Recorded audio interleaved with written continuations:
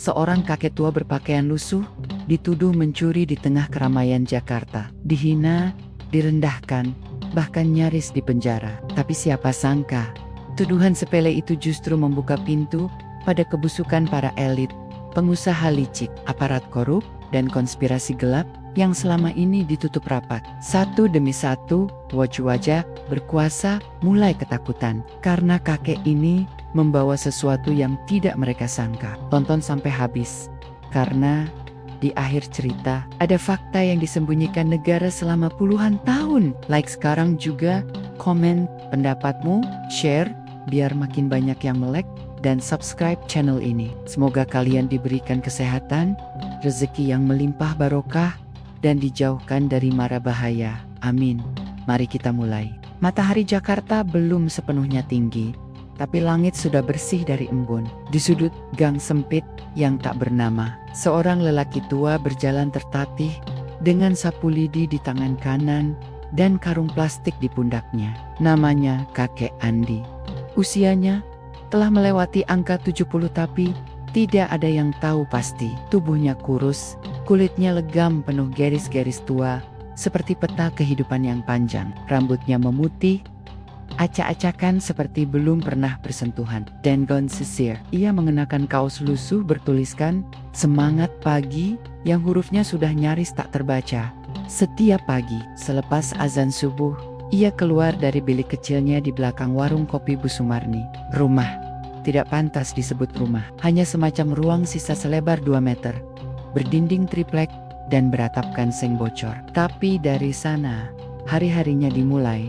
Kakek Andi bukan siapa-siapa bagi dunia luar. Ia bukan pejabat, bukan pengusaha, apalagi selebritas. Ia hanya lelaki tua yang menyapu trotoar di jalan utama Kecamatan Kemayoran. Orang-orang menyapanya sekadar basa-basi, yang muda memanggilnya kek, yang tua kadang memanggilnya Pak Tua.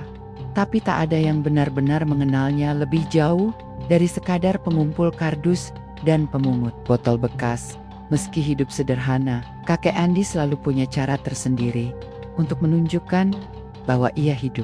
Ia suka menanam bunga di kaleng bekas, menyanyikan lagu keroncong sambil menyapu, dan menyisihkan uang recehnya untuk membeli permen bagi anak-anak yang lewat sekolah. Ia tak pernah mengeluh meski kadang, jika malam terlalu dingin, tubuhnya menggigil dan suara batuk tuanya menggema seperti derit genting tua di musim hujan.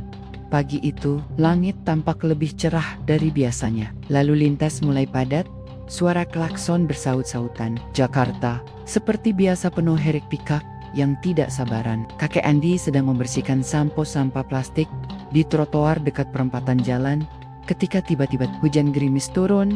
Wah, pagi-pagi udah dimandiin langit, gumamnya. Tertawa kecil sambil menarik topi kumalnya lebih dalam.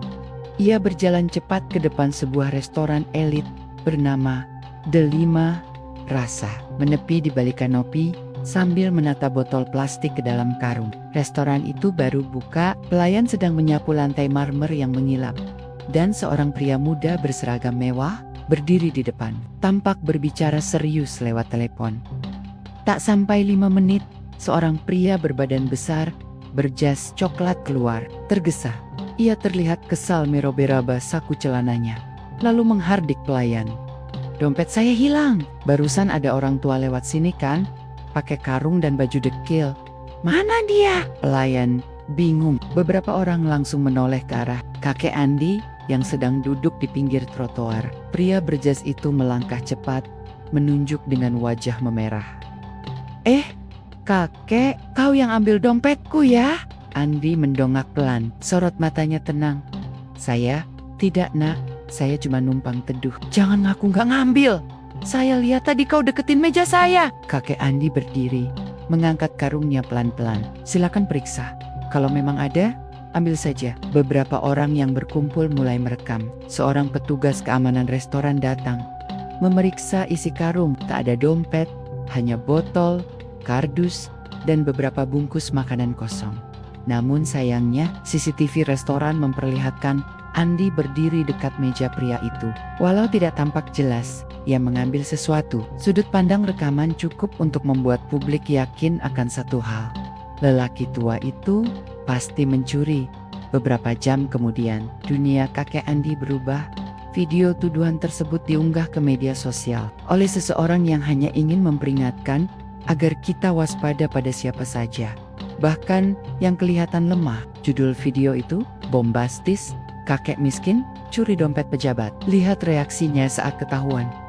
Komentar berdatangan, sebagian mencibir, sebagian memaki. Zaman sekarang, tua pun bisa maling, pura-pura miskin, ternyata kriminal. Kokak ditangkap dan diseret ke pengadilan. Dan begitulah, polisi datang ke gang sempit itu pada sore hari. Mereka menarik paksa Andi dari biliknya, diborgol tanpa banyak tanya. Tunggu, saya cuma, udah kakek, jangan banyak alasan, nanti aja, ngomong di kantor. Anak-anak yang biasa menerima permen dari Andi hanya menatap dari kejauhan. Ketakutan, Bu Sumarni menutup pintu warungnya perlahan.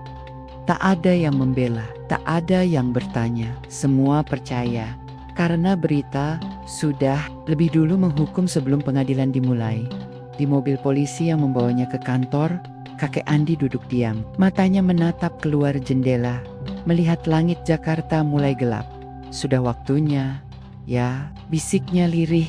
Dan untuk pertama kalinya dalam bertahun-tahun, dia membuka saku bajunya yang tersembunyi, menarik secarik foto usang seorang wanita muda, tersenyum bersama seorang pria berseragam militer. Di depan bangunan bertuliskan, Kementerian Pertahanan. Foto itu ia kecup pelan, sebelum diselipkan kembali ke dalam lipatan terdalam bajunya. Kantor polisi itu dingin, meski tanpa pendingin ruangan. Udara di dalamnya mengandung aroma campuran rokok, keringat, dan ketidakpedulian. Di sudut ruang interogasi, kakek Andi duduk sendiri. Tangannya diborgol ke sisi meja logam. Tubuhnya membungkuk dan kepalanya menunduk seperti orang yang menyerah pada takdir. Dari balik cermin satu arah, dua polisi mengamati sambil berbincang pelan. Dia cuma pemulung tua, gumam yang satu, suaranya meremehkan. Kalau bukan dia yang nyolong, ya siapa lagi? CCTV-nya jelas, yang lain hanya mengangguk. Tinggal kita desak aja, biar ngaku, biar cepat kelar. Tiba-tiba, pintu terbuka. Masuk seorang wanita muda dengan jas hitam dan tas selempang kulit. Namanya Dina Wijaya, pengacara pro bono dari Lembaga Bantuan Hukum. Ia masih muda, idealis, dan penuh semangat, kadang terlalu berani untuk sistem yang tak selalu adil. Saya mau dampingi klien ini, ucapnya tegas. Salah satu polisi tertawa kecil. Bu, dia maling tua. Ngapain repot-repot? Dina menatap lurus. Justru karena dia tua dan dituduh maling, saya harus dampingi. Itu tugas saya. Tanpa basa-basi, Dina masuk ke ruang interogasi. Ia duduk berhadapan dengan Andi, membuka map dan mulai berbicara lembut. Selamat sore Pak, saya Dina. Saya pengacara dari LBH. Saya datang untuk bantu Bapak. Andi tidak langsung menjawab. Matanya menatap kosong ke arah tembok.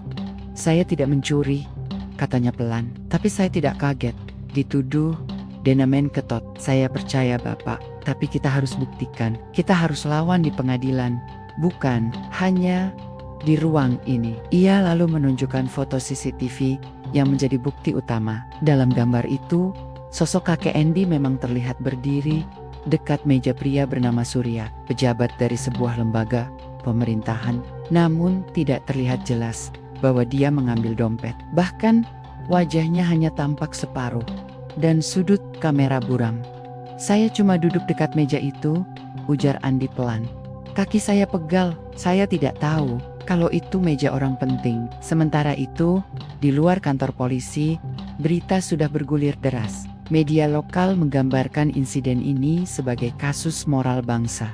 Ketika lelaki tua menjadi pencuri, televisi menayangkan ulang rekaman yang buram dengan narasi menghakimi. Netizen sudah memvonis, cuma pura-pura tua miskin. Modus bajunya dekil, tapi tangannya cepat. Biar tua, hukum tetap jalan. Setuju, tak ada yang peduli untuk bertanya siapa sebenarnya lelaki tua itu. Tidak ada yang mencari tahu latar belakangnya. Nama Andi yang sebelumnya tak berarti apa-apa, kini dipenuhi caci maki digital yang tajam dan kejam. Di gang tempatnya tinggal, suasana berubah drastis. Kaleng-kaleng bunga, yang dulu ia rawat ditendang anak-anak. Warung Bu Sumarni enggan menyebutkan bahwa lelaki tua itu pernah tinggal di belakangnya. Hanya satu yang menangis. Malam itu anak kecil bernama Aldi yang selalu diberi permen setiap pagi oleh kakek Andi. Ia duduk di emperan rumah, memandangi botol plastik kosong yang biasa dipungut kakek tersebut. "Kalau kakek maling, kenapa tiap hari kasih aku makanan?" tanyanya lirih pada ibunya, yang tak menjawab. Kembali di kantor polisi, Dina mendalami identitas Andi. "Pak, saya cek data Bapak, tapi hasilnya aneh." Andi hanya menatap. "Nama Bapak tidak ada dalam data penduduk sebelum tahun 2005. Tidak ada KTP lama, tidak ada ijazah, tidak ada sidik jari yang cocok." Andi tersenyum samar. "Mungkin saya lahir dari bayangan, Bu." Dina diam sejenak, bingung harus menanggapi bagaimana. Ia tahu jawaban itu bukan candaan. Ia mencium aroma misteri yang lebih dalam dari sekadar pencurian dompet. "Saya tidak akan paksa Bapak cerita. Tapi jika suatu saat Bapak ingin bicara, saya di sini." Andi menatapnya. Kali ini lebih dalam. "Bu Dina," katanya pelan, "kalau saya bicara, hidup Anda bisa ikut bahaya. Dunia ini lebih gelap dari yang terlihat." Di malam yang sama, di sebuah gedung tinggi di pusat Jakarta, seorang wanita berpenampilan elegan menonton rekaman berita dari ponselnya. Namanya Fuji Kusuma, pengusaha properti, pemilik grup media, dan donatur besar partai politik yang sedang naik daun. Ia menonton wajah kakek Andi muncul di layar. Tangannya mengepal. Ia berdiri, lalu memanggil asistennya. "Pastikan lelaki tua itu tidak membuka mulut." "Asal-usulnya belum jelas, Bu," ujar asistennya. "Tapi kami menemukan indikasi dia bukan orang biasa." Fuji tertawa pelan. "Tentu saja dia bukan orang biasa. Dia adalah hantu dari masa lalu. Dan aku tidak akan biarkan dia bangkit kembali." Keesokan paginya, surat penahanan resmi keluar. Kakek Andi akan menjalani proses hukum dan disidangkan minggu depan. Dina mempersiapkan segala sesuatu, tapi hatinya tidak tenang. Di satu sisi, ia yakin kliennya tidak bersalah. Di sisi lain, ia merasa telah menyentuh sesuatu yang lebih besar, sesuatu yang berbahaya. Dan di dalam sel, kakek Andi menulis sesuatu di belakang sobekan koran. Peta. Ia menggambar garis, lingkaran, dan tanda silang kecil. Matanya tajam, tangannya gemetar, tapi ada keteguhan di sana. Ia tahu waktunya tidak lama, tapi sebelum ajal menjemput, ia harus menyelesaikan apa yang tertunda puluhan tahun lalu. Malam menggantung berat di atas sel tahanan Polsek Kemayoran. Di dalam ruang sempit berjeruji, Andi duduk bersandar pada dinding dingin, menatap langit-langit yang retak-retak. Udara pengap, berbau lembab dan besi karat. Sekujur tubuhnya menggigil, bukan karena udara malam, tapi karena kenangan yang mulai menyesakkan. Satu-satunya penerang hanyalah lampu redup dari lorong luar sel. Suara-suara mendengkur dari tahanan lain samar terdengar, sesekali diselingi batu keras atau teriakan penjaga yang bosan.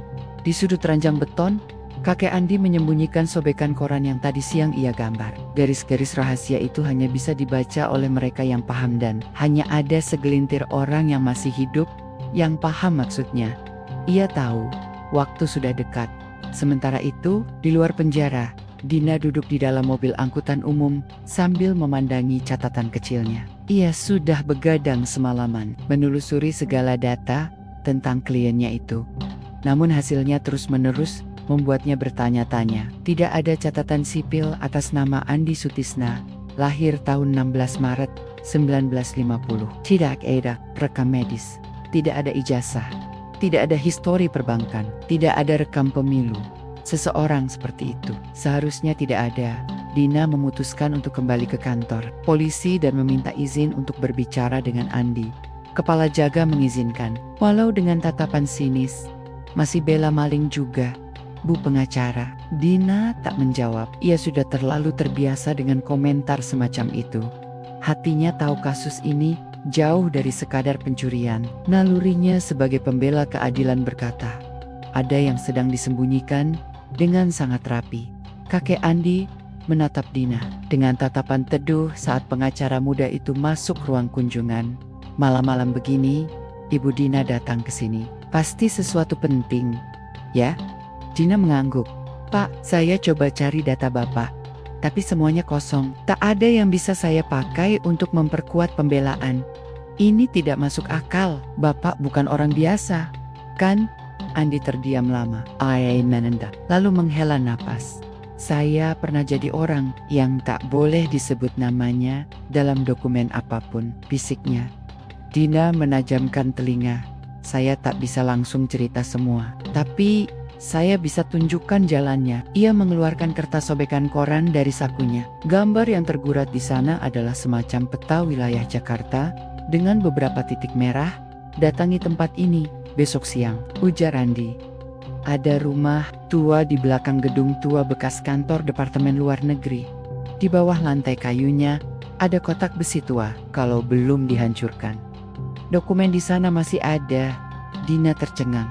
Apa isinya? Bukti tentang Fuji, tentang mereka yang kau lihat di TV sedang bersalaman dengan menteri. Semua dimulai dari sana. Esok harinya Dina menyelinap ke gedung tua yang disebutkan. Bangunannya memang nyaris roboh, ditutupi semak liar dan spanduk besar bertuliskan dalam sengketa.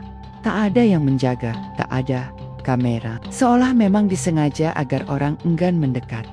Dengan langkah hati-hati, ia masuk ke dalam, menyusuri lorong berdebu, melewati meja kayu yang lap, dan di salah satu ruangan di pojok belakang, tepat seperti petunjuk kakek Andi, ia menemukan papan lantai yang berbeda dari lainnya. Ia congkel lantai kayu itu dengan gagang obeng. Di baliknya, terlihat sebuah kotak besi tua, berkarat, berat, tapi masih terkunci. Untungnya, di dalam sakunya, ia membawa pinset kecil dan pin bekas yang biasa ia gunakan untuk membongkar kunci saat pelatihan. 3 menit, 4 menit, klik. Kotak itu terbuka. Dina menahan napas. Di dalamnya, tumpukan dokumen bertanda rahasia. Foto-foto hitam putih. Catatan transaksi dalam kode yang sebagian masih Dina kenali dari pelajaran hukum internasional. Beberapa nama terpampang. Jelas salah satunya Fuji Kusuma, lengkap dengan foto muda bersama seorang pria berseragam militer. Ya Tuhan, bisik Dina. Dokumen itu jika asli bisa menghancurkan reputasi banyak orang penting.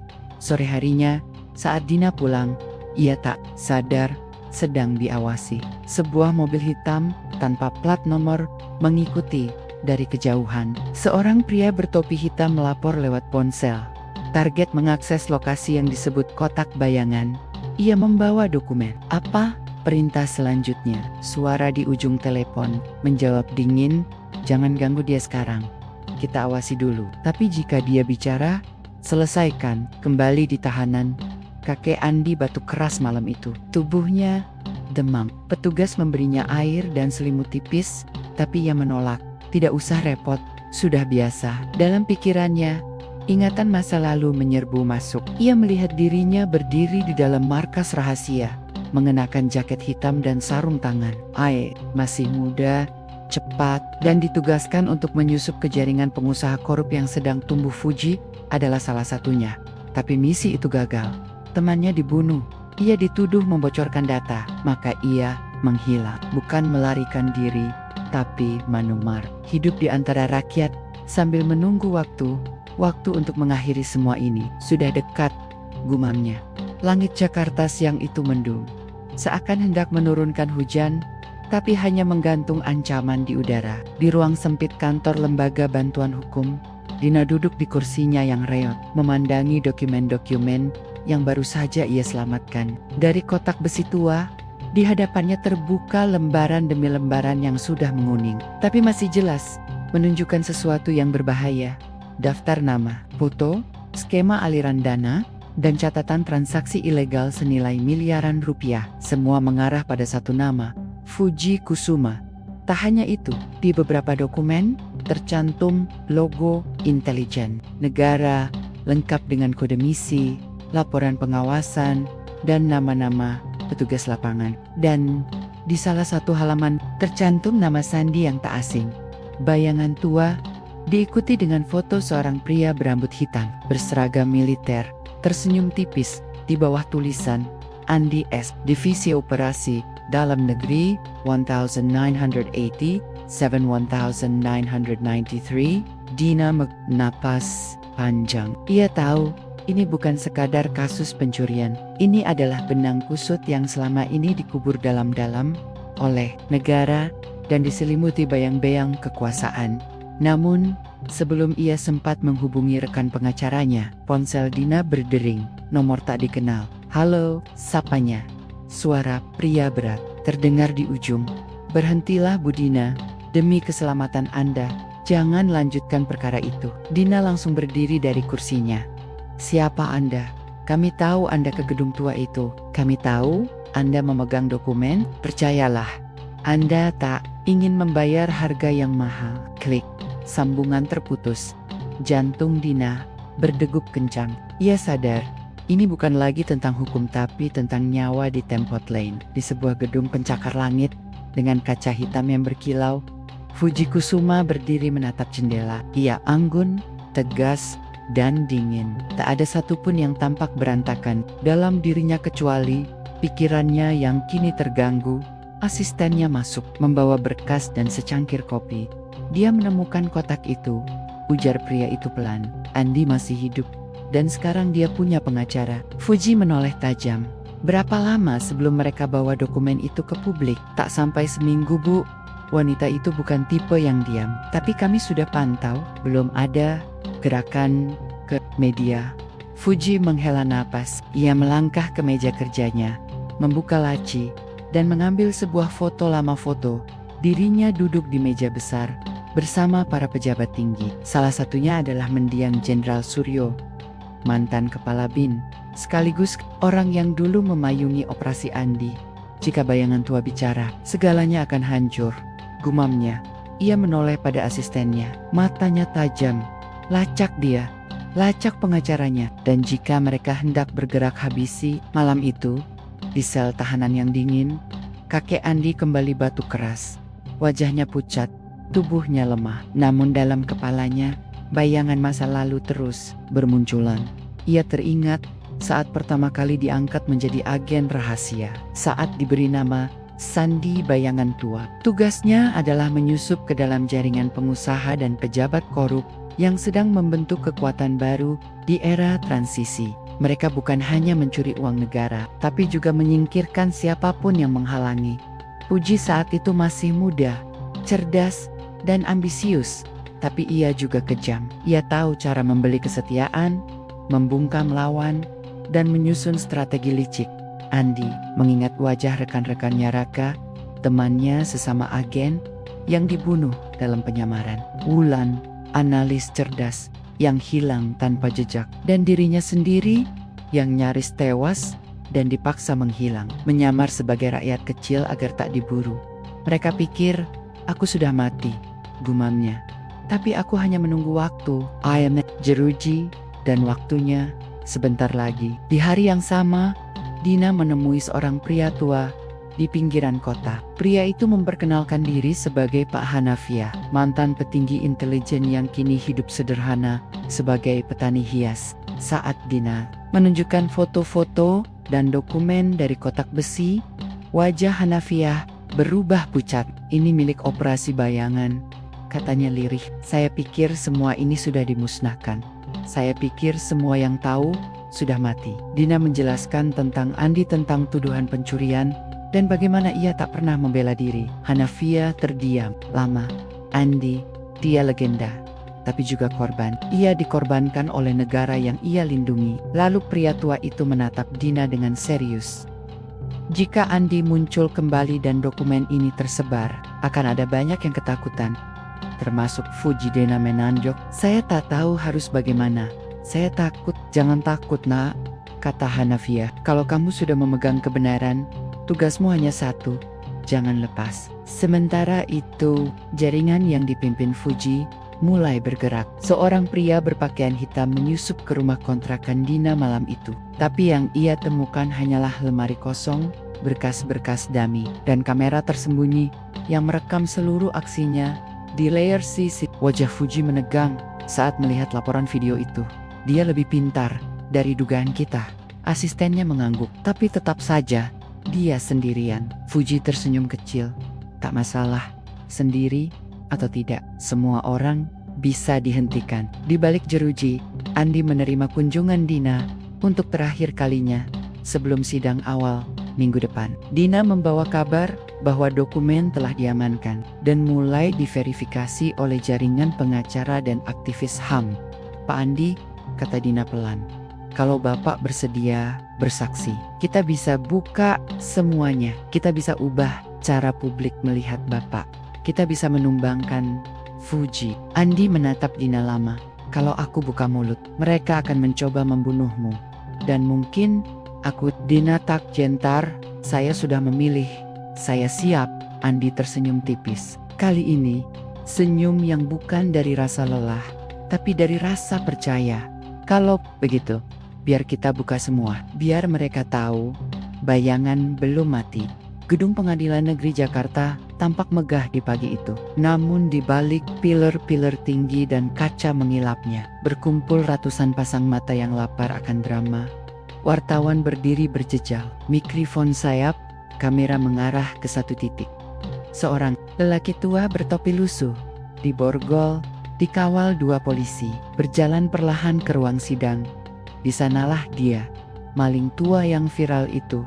Biar tua, hukum tetap berlaku. Lihat aja nanti, ngaku juga dia. Kakek Andi tidak berbicara. Wajahnya datar, namun dalam tatapannya ada sesuatu yang tidak bisa dijelaskan oleh kamera.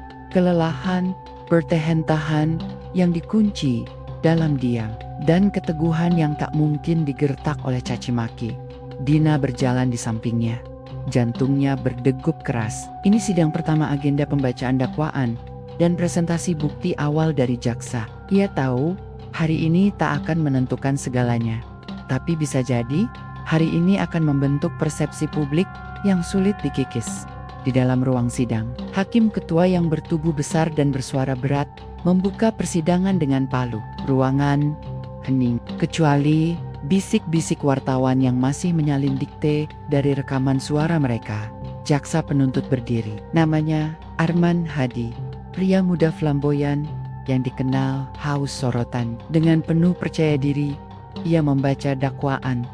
Terdakwa Andi Sutisna pada tanggal 13 bulan lalu bertempat di restoran Delima Rasa, telah mengambil dompet milik saksi korban, Bapak Surya Yudhistira, pejabat Lembaga Ketahanan Nasional, secara melawan hukum, dan oleh karenanya didakwa melanggar pasal 313 KUHP tentang pencurian. Ia menutup map lalu menoleh dengan senyum tipis.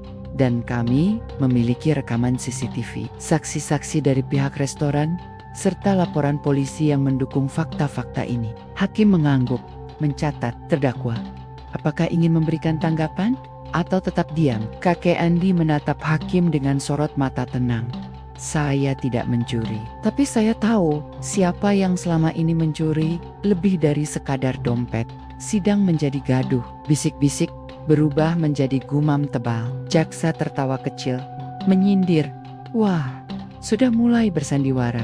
Dina berdiri cepat. Yang mulia, kami mohon waktu untuk mengajukan bukti tambahan pada sidang berikutnya. Kami memiliki alasan kuat untuk menduga bahwa terdakwa bukan hanya tidak bersalah, tapi sedang dijadikan kambing hitam oleh pihak yang memiliki kekuasaan besar. Hakim menaikkan alis. Bukti apa yang saudara maksud, Bu pengacara? Dina membuka tasnya, mengeluarkan satu bundel dokumen fotokopi yang telah disegel LBH. Dokumen ini mengandung informasi penting yang, jika diverifikasi, menunjukkan keterkaitan antara tuduhan terhadap klien kami dengan jaringan korupsi tingkat tinggi yang melibatkan tokoh penting negara. Jaksa langsung menyanggah, berdiri dengan nada tinggi. Yang mulia, ini sudah di luar konteks. Ini sidang pencurian, bukan teori konspirasi. Hakim mengetuk palu. Cukup, sidang belum sampai pada pemeriksaan saksi atau pembuktian. Lanjut, Berkes. Tambahan akan diperiksa oleh majelis hakim terlebih dahulu. Ia menatap Dina tajam. Tapi saya peringatkan, Bu pengacara, jika Anda membelokkan sidang ini menjadi ajang politik, saya tidak akan segan mengeluarkan sanksi. Dina menunduk hormat, tapi di dalam hatinya Ada rasa was-was yang sulit dibendung. Selesai sidang, wartawan langsung mengepung. Bu Dina, apa benar Anda bilang kasus ini berhubungan dengan korupsi? Siapa tokoh penting yang Anda maksud? Ada nama Fuji di dokumen itu? Kakek Andi, apakah benar Anda agen rahasia seperti yang beredar di media sosial? Dina mengangkat tangan. Kami akan menyampaikan semuanya di waktu yang tepat. Ini kami hanya minta keadilan bagi klien kami. Andi tidak berbicara. Ia menatap ke kejauhan, melihat langit Jakarta yang berwarna kelabu. Ada helikopter melintas, dan sesaat, ia seperti kembali ke masa 20 tahun lalu, saat ia diangkut ke markas rahasia, setelah menyusup ke jaringan Fuji, di gedung pencakar langit. Fuji menonton siaran langsung, sidang lewat televisi pribadi di ruangannya. Ia tampak tenang, namun matanya menyala. Asistennya berdiri di belakang, cemas. Bagaimana jika hakim terpengaruh? Jika dokumen itu bocor ke pers? Fuji tersenyum kecil, lalu menyalakan rokok. Tenang saja, kita masih punya orang di majelis hakim. Lagi pula, pengadilan ini bukan tempat mereka menong, ini hanya awal. Ia menunjuk layar. Pastikan mereka takut untuk melangkah. Dan pastikan pengacaranya merasa dia sendirian. Dan memang, malam itu, saat Dina pulang ke kosannya di daerah Salemba, ia mendapati pintu kamarnya rusak. Semua berkas berserakan, laptopnya terbuka, dan sistemnya diretas. Namun anehnya, tidak ada yang hilang, tidak ada yang dicuri, hanya ditinggalkan. Catatan kecil, kami tahu kamu menyimpan kebenaran, tapi ingat, tidak semua kebenaran harus disebarkan. Dunia kadang lebih damai dalam ketidaktahuan. Tangannya gemetar, tapi matanya menajam. Ia tahu, ancaman ini bukan akhir, ini adalah undangan untuk melawan. Keesokan harinya, Andi dibawa kembali ke selnya. Seorang petugas polisi yang selama ini hanya dia memberikan selembar kertas kecil yang diselipkan diam-diam ke dalam kantongnya. Kertas itu hanya berisi satu kalimat. Saya masih hidup, mereka gagal membunuh saya di misi terakhir. Raka. Andi menahan napas. Raka, sahabatnya, agen yang ia kira mati tertembak dalam operasi rahasia. Ia menatap ke dinding sel, lalu menatap langit-langit. Kalau begitu, pertempuran belum selesai. Jakarta diliputi mendung tebal saat sidang kedua dimulai. Ruang sidang dipenuhi wartawan, aktivis, hingga tokoh publik yang penasaran. Isu tentang maling tua yang ternyata menyimpan rahasia negara sudah menyebar kemana-mana. Media riuh dan tagar. Bebaskan Andi menduduki puncak trending selama 3 hari berturut-turut. Namun, bukan itu yang membuat sidang hari ini menegangkan, melainkan karena hari ini, untuk pertama kalinya, kakek Andi akan berbicara. Di sisi luar pengadilan, aparat kepolisian berjaga ketat. Mobil lapis baja ringan parkir di sudut halaman, seperti sidang terorisme. Tapi, di balik semua itu, ada kekuatan yang tidak kasat mata, ketakutan para elit yang selama ini bersembunyi di balik meja kekuasaan. Dina memasuki ruang sidang dengan berkas tebal kamus besar di tangannya. Raut wajahnya pucat. Semalam ia kembali mendapat ancaman. Kali ini lewat ponsel milik ibunya. Pesan pendek hanya bertuliskan, anak baik tidak membela hantu. Tapi ia tetap datang.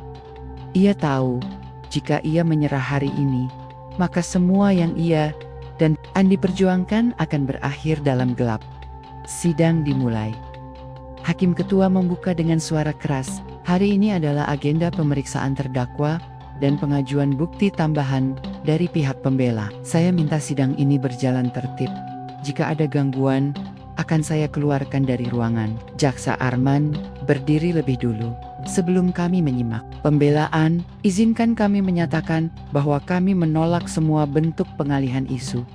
Terdakwa adalah tersangka pencurian, bukan korban konspirasi. Jangan jadikan pengadilan ini panggung sandiwara. Hakim menatapnya tajam. Tugas kami adalah mendengar semua sisi. Silakan duduk. Lalu hakim menoleh pada Dina. Silakan, Bu pengacara. Dina berdiri, suaranya tenang, tapi penuh getaran.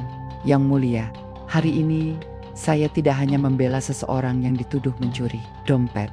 Saya membela seseorang yang selama puluhan tahun mengubur identitasnya demi menyelamatkan bangsa ini dari bahaya. Ia mengangkat foto lama yang diperbesar dan dipasang di karton tebal. Tampak Andi muda, berseragam militer rahasia, berdiri di depan gedung Kementerian Pertahanan.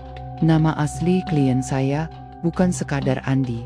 Dia adalah bayangan tua, agen rahasia dalam operasi khusus pemerintah tahun 80-an yang ditugaskan menyusup ke jaringan pengusaha dan pejabat yang melakukan korupsi lintas negara.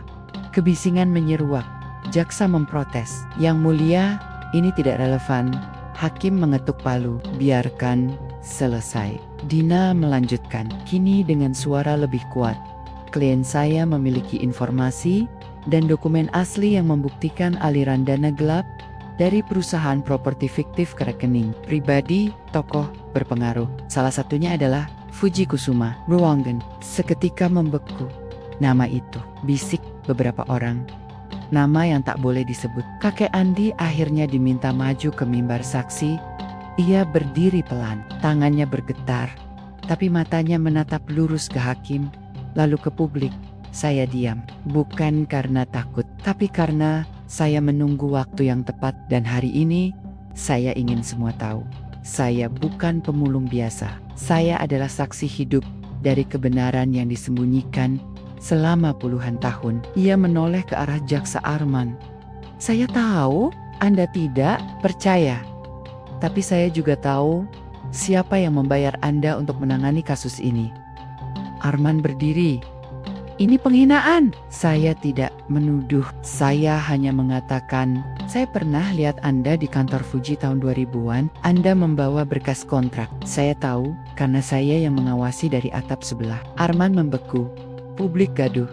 Hakim mengetuk meja. Sidang diskors 15 menit. Di luar ruang sidang, situasi memanas. Beberapa orang pro Fuji mencoba memprovokasi. Polisi melindungi Andi dan Dina dengan ketat. Namun, di ruang tunggu, seseorang menyelinap. Lelaki berjaket hitam, berusia sekitar 50-an, dengan luka bekas tembakan di pelipis. Ia mendekati Andi yang sedang duduk, napasnya berat. Andi menoleh, mata. Mereka bertemu. Raka, bisiknya. Kau masih hidup. Raka mengangguk. Mereka gagal bunuh aku waktu itu. Aku sembunyi di Kalimantan, di bawah identitas palsu. Tapi, saat lihat wajahmu di berita, aku tahu saatnya kembali. Mereka saling menggenggam lengan. Dina, dia pejuang, ujar Raka. Andi mengangguk. Tapi, dia akan jadi target. Aku akan lindungi dia, ucap Raka yakin. Sementara itu, di lantai tertinggi kantor pusat Fuji Group, Fuji menonton siaran pers dengan wajah gelap. Asistennya masuk tergesa. Bu, Komisi Pemberantasan Korupsi baru saja mengirimkan surat pemanggilan. Mereka mencurigai koneksi antara perusahaan ibu dan rekening dari dokumen yang bocor. Fuji tidak bicara. Ia membuka sebuah laci, mengambil sebuah flash disk merah tua. Kalau ini jatuh ke tangan mereka, semuanya selesai. Lalu ia membalik tubuh, menatap jam dinding. Sampaikan pada orang kita di dalam pengadilan. Lakukan tahap 2. 15 menit berlalu, sidang dilanjutkan. Namun baru 10 menit berjalan, listrik di gedung padam, ruangan gelap gulita. Teriakan terdengar, seorang aparat berteriak, evakuasi! Tiba-tiba, asap mengepul dari salah satu ventilasi. Ada yang menyusupkan bom asap, namun tak ada ledakan, hanya gangguan. Cukup untuk membuat panik, mengacaukan data digital, dan menghentikan sidang. Dan di tengah kekacauan itu flash disk, bukti milik Dina, hilang.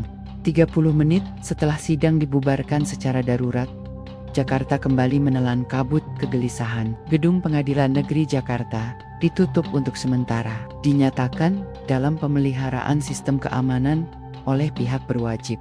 Tapi bagi Dina, Andi, dan Raka, itu bukan sekadar gangguan. Teknis itu adalah peringatan kematian. Di parkiran belakang, mereka menyelinap keluar menggunakan mobil milik relawan LBH. Dina mengemudi dengan tangan gemetar. Di kursi belakang, Raka memegang pistol kecil yang dibawanya entah dari mana. Sementara kakek Andi terus menahan batuknya yang semakin parah. Flash disknya hilang, ucap Dina, lirih. Semua bukti hilang. Bukan semua, jawab Raka. Aku punya salinan. tapi tidak bisa dikeluarkan secara legal. Kita butuh orang dalam, seseorang di dalam sistem yang masih bersih. Andi menatap keluar jendela ke langit sore Jakarta yang memerah seperti bara. Kita tidak butuh siapa-siapa lagi. Sekarang, waktunya perang diam. Mobil mereka tidak bisa kembali ke LBH. Gedung itu sudah dikepung orang-orang tak berseragam. Sebagian besar wartawan, tapi Dina tahu ada bayangan di antara mereka. Intel swasta bayaran Fuji, atau lebih parah, aparat yang sudah disuap. Mereka menuju ke tempat persembunyian lama milik Andi di belakang toko tua milik almarhum temannya di daerah Pasar Baru. Sebuah ruang bawah tanah sempit, tak lebih dari 3 kali 3 meter, tapi cukup untuk berpikir, menyusun strategi, dan bernafas dalam ketakutan. Dina memegang salinan fotokopi beberapa dokumen yang sempat ia pindai ke ponselnya. Ia tahu, walau bukan barang bukti resmi, informasi ini cukup untuk mengguncang opini publik jika disebar dengan benar. "Pak Andi," tanyanya, "hati-hati, apa yang sebenarnya dulu terjadi?" Kakek Andi duduk di sudut ruangan. Cahaya lilin menyinari wajahnya. Ia tampak tua, lelah, tapi suaranya tetap tajam. "Aku diberi tugas menyusup ke jaringan bisnis ilegal yang disamarkan sebagai pembangunan infrastruktur. Aku menyamar selama 7 tahun. Fuji, dulu anak buah dari seorang menteri yang korup. Dia lebih pintar dari atasannya. Saat yang lain sibuk ambil proyek, dia mencuri data dan menghilangkan saksi." Andi menatap lurus ke arah Dina. "Salah, satu saksi itu adalah istriku." Dina tercekat. "Dia dibunuh?" Andi mengangguk. "Perlahan, mereka bilang itu kecelakaan. Tapi aku tahu, mobilnya diretas, lalu meledak di tol Cikampek. Aku tahu, karena 2 hari sebelumnya, dia menghubungiku. Diam-diam, dia bilang, Fuji sudah tahu siapa aku sebenarnya." Hening menggantung rok menanduk, membuka kancing kerah bajunya. "Di sana, tergantung sebuah liontin kecil, liontin milik Wulan," gumamnya. "Analis kita, pacarku, dia hilang waktu misi pengawasan tahun 95. Ternyata bukan hilang, dihilangkan." Andi menoleh. "Dulu kita diam karena kita takut. Sekarang mereka panik karena kita bicara." Malam makin pekat. Di layar laptop tua milik Raka, mereka mengakses kembali jaringan komunikasi gelap yang dulu hanya digunakan para agen intelijen Red Whisper. Di sana, mereka berhasil menghubungi satu nama, Sagara, mantan jurnalis investigasi yang kini jadi pengelola situs Whistleblower Independent. Dina mengirimkan salinan dokumen via jaringan terenkripsi. Butuh waktu beberapa jam untuk verifikasi, tapi Sagara menjawab, "Data ini asli, dan ini bisa meruntuhkan Fuji, bahkan orang-orang yang lebih tinggi darinya. Tapi, jika kami publikasikan sekarang, situs kami pasti diserang. Andy Map, tunggu sinyal dariku. Kami akan munculkan saksi utama di tempat yang tidak bisa mereka kendalikan." Pagi hari berikutnya, mereka bergerak menuju satu tempat yang bahkan kekuasaan tidak bisa sentuh, rumah ibadah di sebuah masjid besar di kawasan Menteng. Andi diberi izin bicara dalam forum pengajian umum yang disiarkan langsung oleh kanal YouTube milik komunitas muslim. Awalnya hanya 100 penonton, tapi dalam 10 menit penonton naik jadi 5.000. Dalam 30 menit meledak jadi ratusan ribu. Andi berdiri di atas mimbar. Pakaiannya sederhana, tapi tutur katanya tenang dan membakar. "Saya bukan orang suci, saya bukan pahlawan, saya cuma lelaki tua yang menyaksikan bangsanya dicuri." Ia menceritakan semuanya tentang misi rahasia, korupsi lintas negara, pembunuhan yang dibungkam, saksi yang dikorbankan, dan bagaimana sistem hukum telah dikendalikan oleh mereka yang mengaku bersih. "Saya sudah tidak punya banyak waktu, tapi saya tahu, jika saya diam, cucu saya akan hidup dalam negara yang palsu." Video itu viral. Media mulai membicarakannya. Beberapa wartawan senior yang pernah diberangus oleh Fuji kembali muncul dan ikut menyiarkan ulang potongan video Fuji menggamuk. "Kita selesaikan sekarang," teriaknya di ruang rapat. "Siapkan semua alat. Aku tidak peduli, tangkap semua, hidup atau mati." Saat malam tiba, tempat persembunyian Andi kembali diserbu. Namun kali ini, mereka sudah tidak ada di sana. Raka telah membawa Andi dan Dina ke lokasi terakhir mereka, stasiun radio independen di Bandung. Di sana, mereka akan menyebarkan bukti asli, bukan hanya cerita. Salinan dokumen, foto, rekaman suara, semuanya. Tapi perjalanan tidak akan mudah. Mobil mereka kini dibuntuti 2 motor hitam, 1 mobil abu-abu. Jarak terus menipis. Dina mengemudi secepat mungkin di tengah jalanan sepi Lembang yang diselimuti kabut. Andi dari kursi belakang menatap jauh ke langit malam. Kalau kita tidak sampai, teruskan Din. Dina menangis. Jangan bicara begitu Pak. Kalau kita tidak sampai, ulang Andi dengan suara tegas. Teruskan, buat semua orang tahu bahwa aku bukan pencuri. Aku penjaga rahasia. Raka menoleh ke belakang. Pak, tapi saya akan pastikan kita sampai. Dan tepat saat mobil mereka membelok tajam ke jalan kecil, tembakan pertama meletus. Tembakan pertama melesat, menghantam lampu belakang mobil. Kaca pecah berhamburan. Suara alarm memekakan telinga. Dina menjerit. Sementara Raka segera mengeluarkan pistolnya, menoleh ke belakang dari kursi penumpang depan.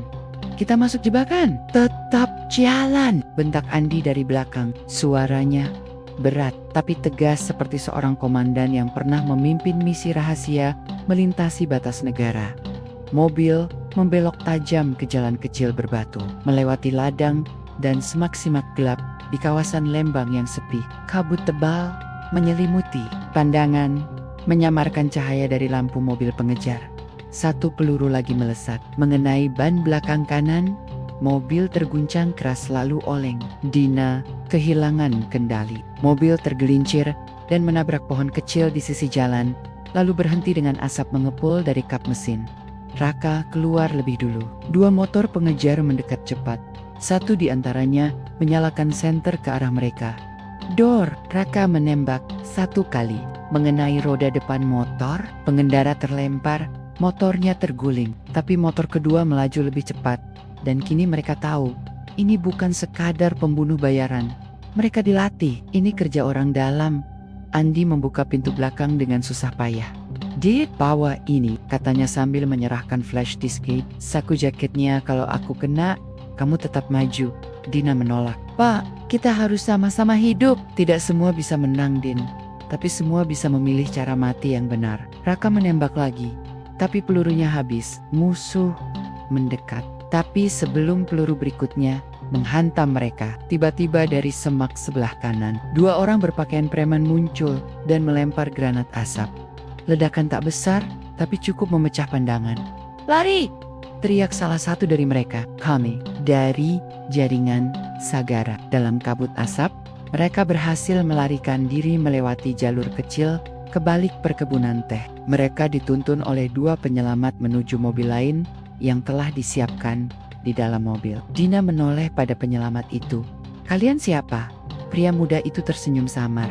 Kami dulu jurnalis, sekarang kami pemburu kebenaran. 3 jam kemudian, mereka tiba di Radio Merdeka Bandung, sebuah stasiun independen yang siarannya menjangkau hampir seluruh wilayah Jawa Barat. Dan yang paling penting, belum dibeli siapapun. Andi duduk di depan mikrofon, napasnya berat, tangannya gemetar. Tapi matanya menatap lurus ke masa lalu yang sebentar lagi akan diseret ke masa kini. Dina berdiri di belakang kaca studio, menangis dalam diam.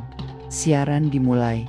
Saya Andi Sutisna, atau nama saya di dalam sistem lama, bayangan tua. Saya pernah menyamar demi negara, tapi negara melupakan saya. Saya menyaksikan bagaimana pejabat dan pengusaha mencuri, membunuh, menyuap, membangun kekuasaan di atas darah orang-orang kecil.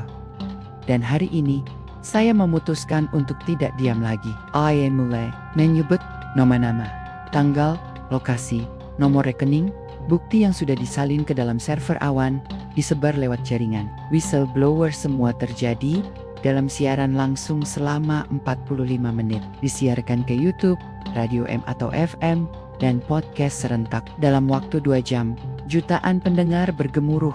Tapi Fuji tidak tinggal diam. Dari kantornya, ia menelpon pejabat intelijen tinggi. Matikan siaran itu, sekarang. Namun jawaban yang ia dapat justru mengejutkan. Kami tidak bisa bantu lagi Ibu Fuji, nama Anda sudah muncul di mana-mana. Kami harus pisahkan diri. Untuk pertama kalinya, Fuji kehilangan kendali. Ia berlari ke ruang server pribadi, mengambil tas kecil berisi paspor dan uang tunai. Tapi sebelum ia sempat kabur, pintu ruangan terbuka keras. 4 pria berseragam hitam masuk. Salah satu dari mereka memperlihatkan kartu identitas KPK Bu Fuji Kasuma. Anda ditangkap atas dugaan korupsi, pembunuhan berencana, dan penghilangan bukti negara. Anda berhak untuk diam. Tapi jika Anda bicara, lebih cepat lebih baik. Fuji tidak melawan. Ia duduk, tertunduk. Dunia yang ia bangun dengan api dan kebohongan, kini hancur dalam hitungan jam di studio radio. Setelah siaran usai, tubuh Andi melemah. Ia batuk keras, darah mengalir dari bibirnya. Raka segera menghampiri, menopangnya. Pak, tahan sebentar. Tim medis dalam perjalanan. Andi menatap Raka, lalu Dina. Senyumnya tipis. Aku sudah sampaikan yang perlu disampaikan. Pak, jangan tutup mata. Tolong, ujar Dina. Andi memandang keduanya. Matanya berkokek-kokakah. Kalian, penerusnya, jangan biarkan bangsa ini kembali dibungkam. Dan dengan napas terakhir yang panjang, Andi menutup matanya. Berita kematiannya menyebar cepat. Namun lebih cepat dari itu, ledakan kebenaran yang ia tinggalkan. Ratusan media menyambut pengakuannya. Investigasi dibuka ulang. Polisi dan jaksa yang terlibat diselidiki. Nama Fuji jadi headline selama berminggu-minggu. Dan untuk pertama kalinya dalam 2 dekade, publik mulai percaya bahwa kebenaran, meski lama terkubur, tidak pernah benar-benar mati. 7 hari setelah kematian kakek Andi, Jakarta tidak lagi sama. Wajahnya terpampang di baliho-baliho kecil yang dipasang oleh warga di sudut-sudut kota, di gang sempit, di pagar sekolah, di terminal tua yang dulu menjadi tempatnya duduk diam, menunggu senja. Potret seorang lelaki tua dengan senyum lelah dan tulisan kecil di bawahnya.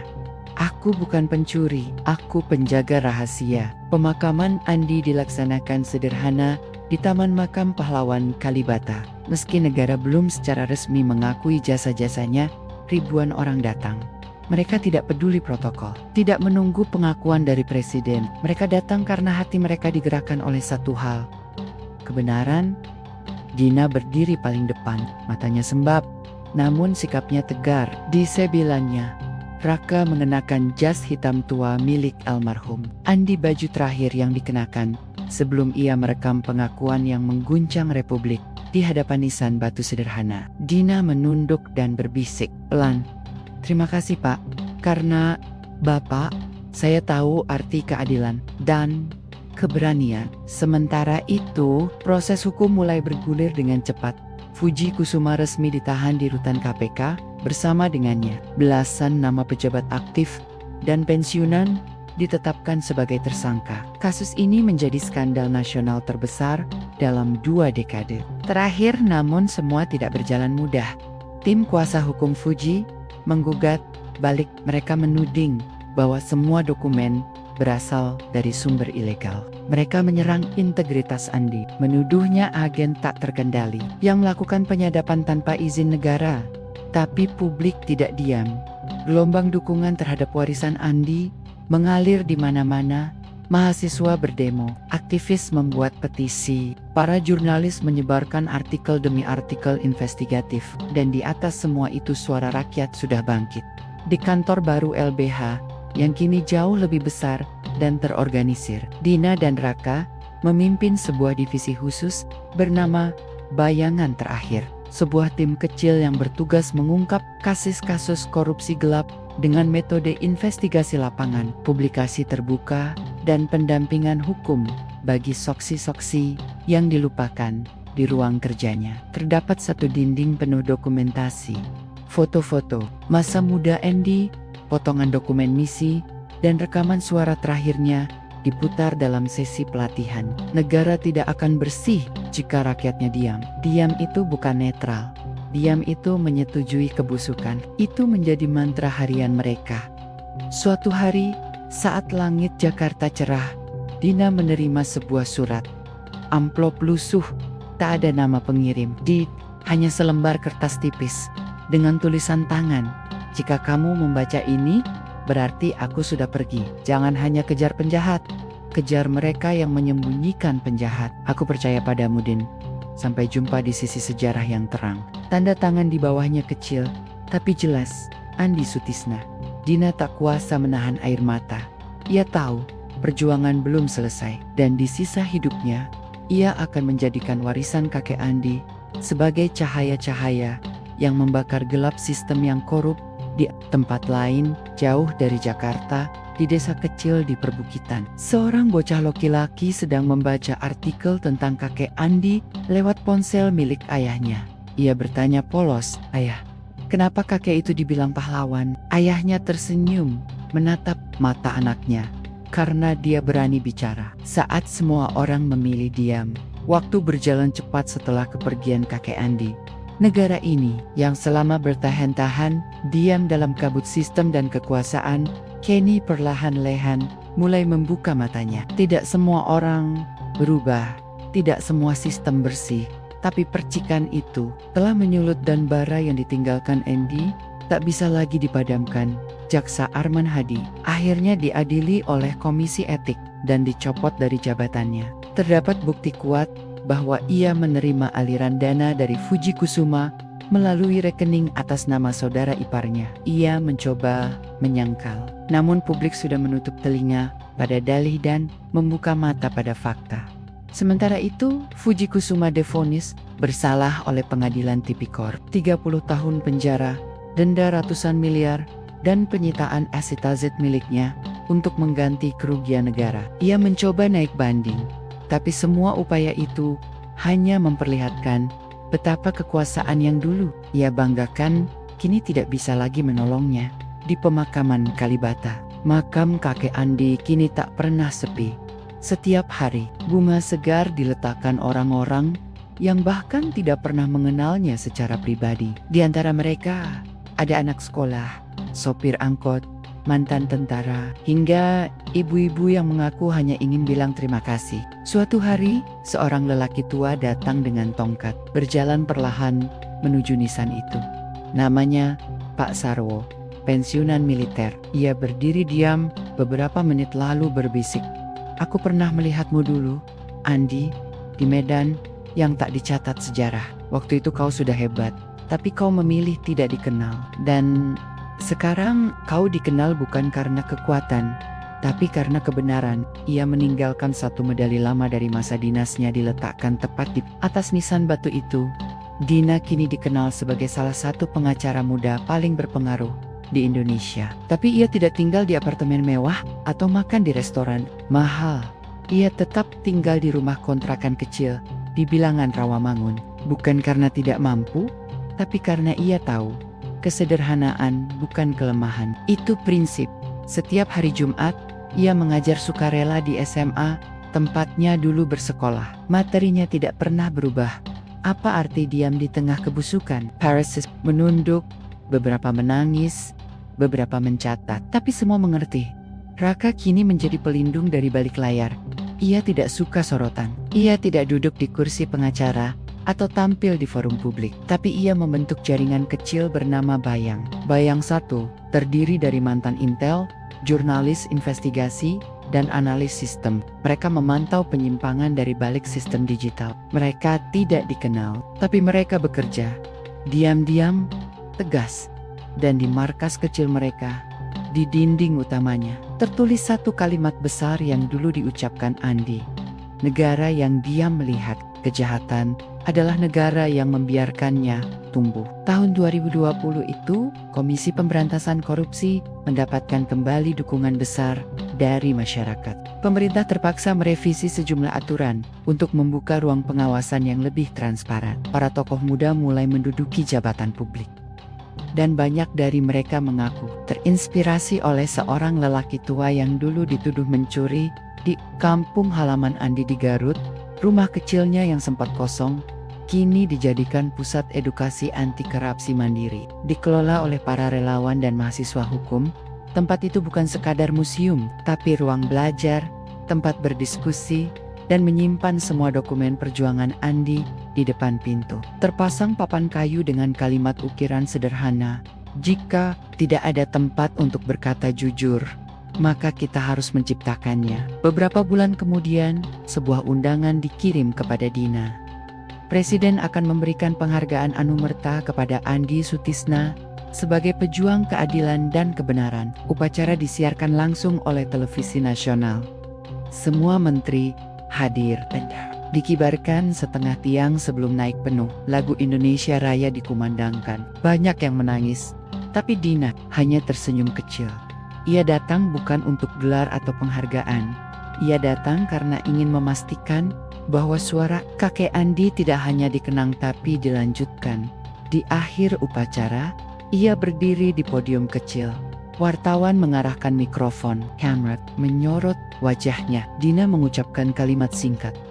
"Kakek Andi mengajarkan kita bahwa terkadang kebenaran datang dari orang yang paling kita remehkan. Jangan pernah menilai seseorang dari bajunya, karena bisa jadi di balik topi lusuh dan baju tambalannya tersimpan keberanian yang lebih besar dari negara." Dan di langit Jakarta sore itu, seberkas cahaya menembus mendung.